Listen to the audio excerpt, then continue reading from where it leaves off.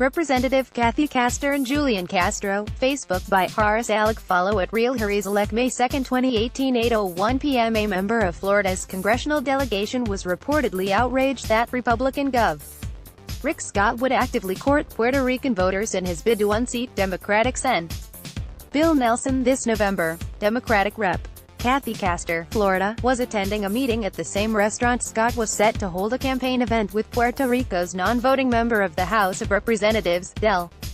Jennifer Gonzalez Colon. While attempting to exit the venue, Castor expressed disbelief, according to the Tampa Bay Times, that Scott would have the gall to campaign for Puerto Rican votes.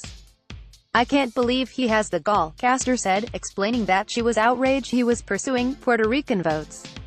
The Congresswoman in the past has been a vocal critic of President Donald Trump, especially his administration's response to Hurricane Maria, which devastated Puerto Rico in September.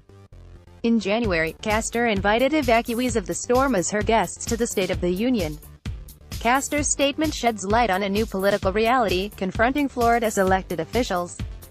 Hurricane Maria, one of the most intense storms ever recorded, wreaked havoc upon Puerto Rico's electrical grid, rendering a significant portion of the archipelago without power. The storm caused an estimated $90 billion in damage and forced thousands of residents to flee to the mainland United States.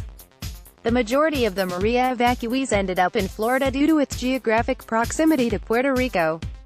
Nearly 300,000 Puerto Ricans have arrived in Florida seeking refuge since the storm, according to figures from Florida's State Emergency Response Team. The large influx of Puerto Ricans has altered Florida's political landscape, forcing both Republicans and Democrats to compete for a new voting bloc lacking conventional ties to the state's established partisan order. Scott appears poised to have an upper hand with this new voting bloc by virtue of his role as Florida's chief executive. In the midst of the storm, Scott directed his administration to set up makeshift counseling centers at Florida airports so incoming refugees could begin the process of applying for aid and enrolling their children in school.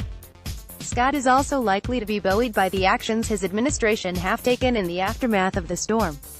In January, the governor announced that Florida would invest $1 million in helping Maria refugees find jobs throughout the state. The governor has also made 5 high-profile visits to Puerto Rico since the storm and hasn't shied away from using his personal friendship with President Donald Trump to lobby the federal government for greater disaster relief. Scott's active approach to aiding Puerto Rico and its refugees has earned him applause from the Commonwealth's political establishment. Gonzalez Colon told the Orlando Sentinel that she was supporting Scott's Senate bid because his willingness to act in the face of catastrophe showed true leadership. "Every time we are calling FEMA or any federal agency, there's Governor Scott helping us out," Gonzalez Colon said, "and that's the kind of leader, in the moment of need, that you want. Someone that can answer that call and is there with you no matter what." Gonzalez Colon also pointed to her own limited role in Congress as further proof that Puerto Rico needed Scott in the Senate. "I'm the only one elected for the people of Puerto Rico. I represent 4 million Puerto Ricans on the island, but I can't vote on the floor of the House," Gonzalez Colon said.